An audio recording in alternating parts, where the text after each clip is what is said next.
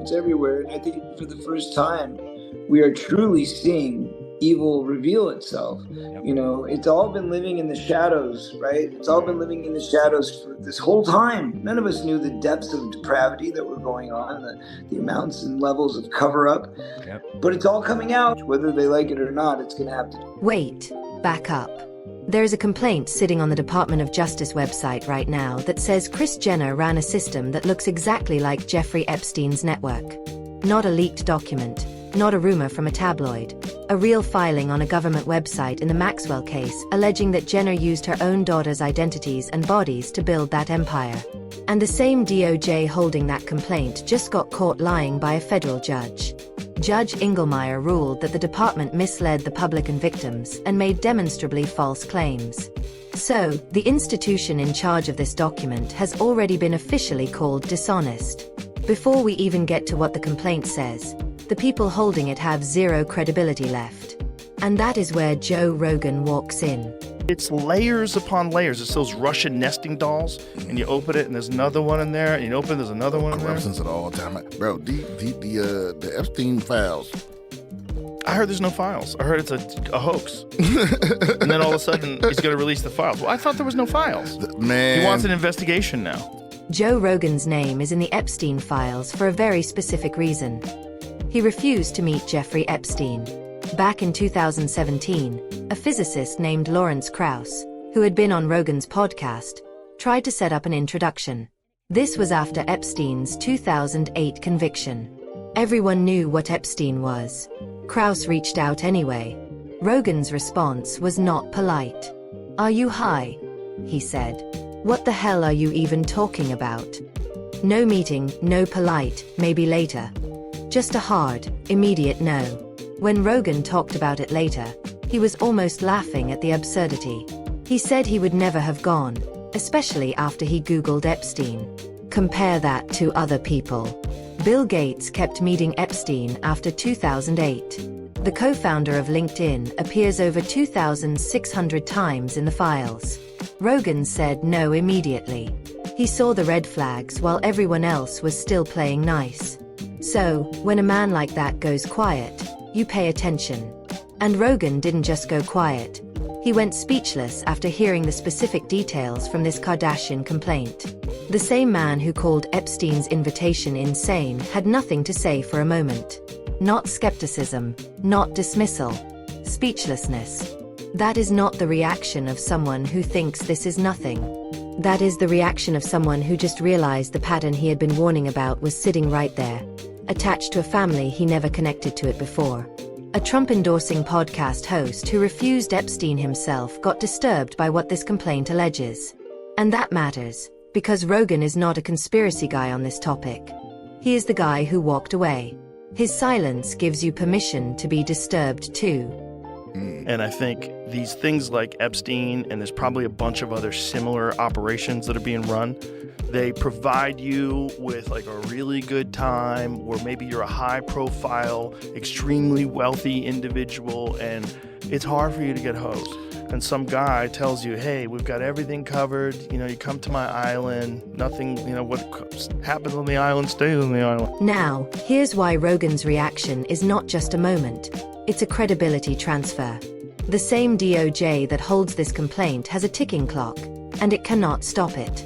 The Epstein Files Transparency Act, signed into law by Donald Trump, gives the department until December 19th to release everything in a searchable format. That is not a suggestion. It is a legal obligation. But watch what happened. Pam Bondi, the Attorney General, said just months ago that the Epstein client list was on her desk to review for release. Then the DOJ released a memo saying no client list ever existed. Same administration, same officials. Direct contradiction. Rogan called it gaslighting, and he was being generous. The department also said there were tens of thousands of videos, then walked that back too. A federal judge already ruled they misled the public.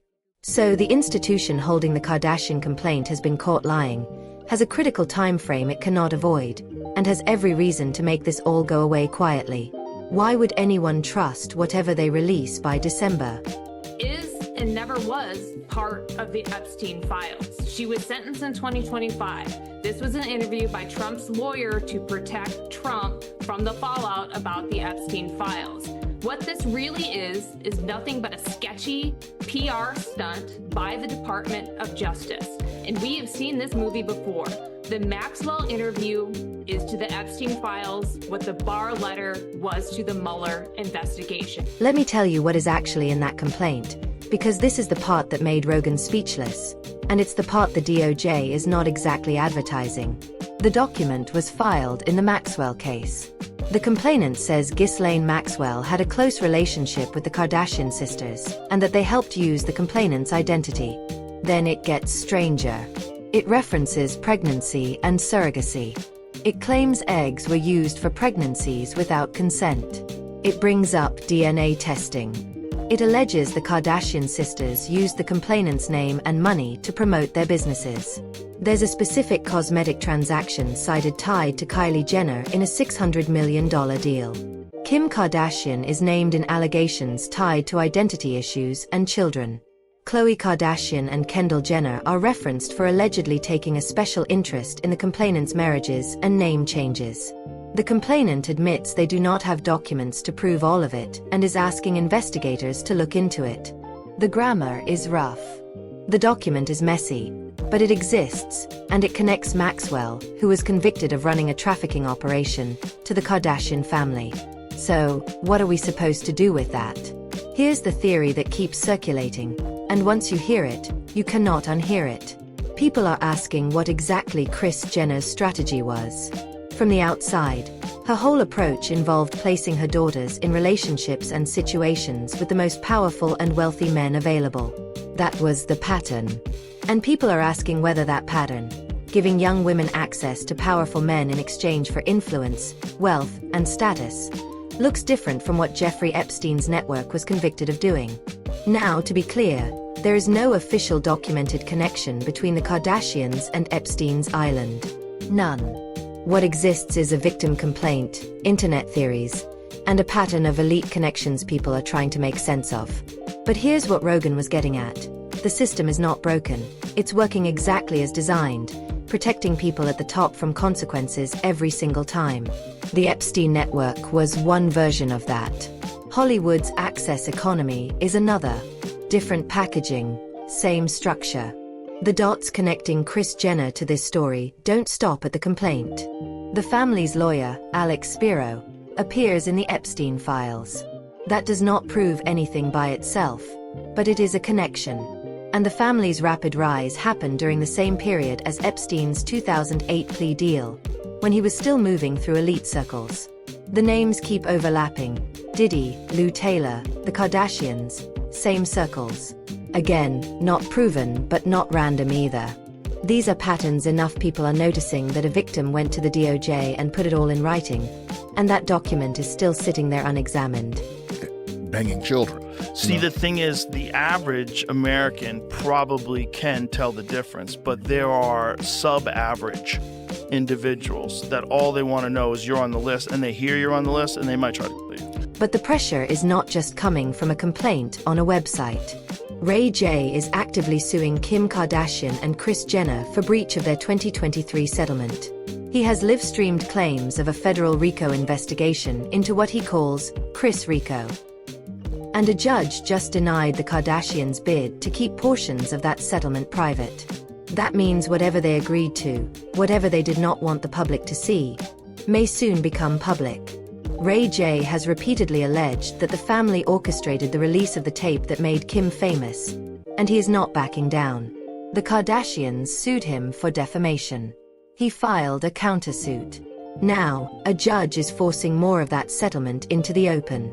That is not a rumor, that is a court ruling. The same family named in an Epstein-adjacent complaint is also fighting in court to keep a settlement secret, while the other side claims they have been running a criminal enterprise. They're mentally messed up. They're whether you got a $2 billion budget or you got a $200,000, everybody's done. They're going crazy, suicidal. And then there is Paris Hilton. When the latest Epstein files dropped, Paris Hilton's name appeared in those documents. According to people who watched what happened next, that was the moment Paris went into survival mode. Insiders say she looked around and asked why she was the only one being publicly scrutinized when Kim Kardashian was right there with her, doing similar things, sometimes worse. There's a documentary called Surviving Jeffrey Epstein that features an account of Ghislaine Maxwell recruiting Paris at a party, allegedly saying she would be perfect for Jeffrey. Paris has denied knowing Maxwell, even though there are photos of them together at events. But here's where Kim comes in. Kim Kardashian started out as Paris's stylist and assistant. She was in the background of photos, following Paris everywhere. According to insiders, Kim used that proximity to enter elite circles Paris had access to, including circles connected to Epstein. Paris watched Kim become famous. She watched Kim become a billionaire. And she watched Kim distance herself from all of this while Paris faced public scrutiny. So, Paris reportedly snapped. Insiders now claim she is speaking to investigators and sharing what she knows. So here is where we are. The DOJ has a complaint that names Kris Jenner and her daughters in an Epstein-adjacent pattern. The same DOJ has been ruled by a federal judge to have misled the public and victims. The same DOJ has a legal deadline of December 19th to release everything, and has already contradicted itself on whether a client list even exists. A man like Joe Rogan, who refused to meet Epstein, went speechless when hearing the details of this complaint. Ray J is forcing a settlement into the open. And Paris Hilton, Kim's former boss, is reportedly speaking to investigators. That is a lot of pressure moving in one direction. The question is not whether the complaint is true. The question is whether the DOJ will actually investigate it, or let the deadline pass with a few safe documents and call it done. If a judge has already called them dishonest, why should anyone trust what they release? You want to know where this stops being about one complaint and starts being about a system? Look at the FBI emails referencing 10 co-conspirators, 10 people. Subpoenas were issued. Names were redacted. Only Ghislaine Maxwell was ever charged. Chuck Schumer publicly asked, "Who are these 10 co-conspirators?" The FBI director testified that no further cases could be made, but the emails exist, and the subpoenas exist. That gap is not small. And that's fair. And when it came to Maxwell, it was about the idea, right? They would bring these girls in, and then they would have them recruit other girls, and that was kind of the network that was being built up. From a prosecutorial point of view, from a legal point of view, if somebody's looking at this and saying, wait a minute, I'm looking at these filings, and they're identifying certain people, or they're redacting certain other people, and they say, there's not enough evidence to charge this person, or limited evidence regarding involvement. What does that mean? So for a layperson. Now watch how the same department that cannot explain those 10 names handles everything else. Pam Bondi said the Epstein client list was on her desk. Then the DOJ released a memo saying no list ever existed. A federal judge already ruled they misled the public. So when they tell you the Kardashian complaint is just a document with no investigation needed, why would that hold any weight? Say something big, walk it back. Release material that looks substantial but reveals nothing. Repeat. Here is where the access economy theory stops being abstract. Jeffrey Epstein gave powerful people access, then used that access as leverage. The Kardashian complaint alleges a similar mechanism. Not necessarily the same crime, but the same architecture. Give access, receive influence, build wealth. The difference is that Epstein ran his network from private islands.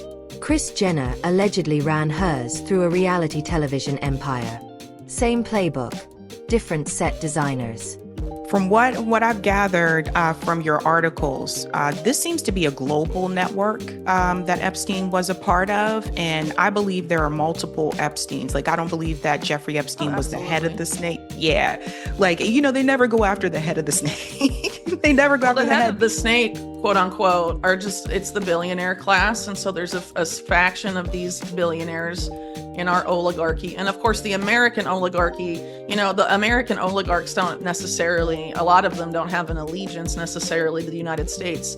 Pull on the thread of who connects these worlds. The family's lawyer, Alex Spiro, appears in the Epstein files.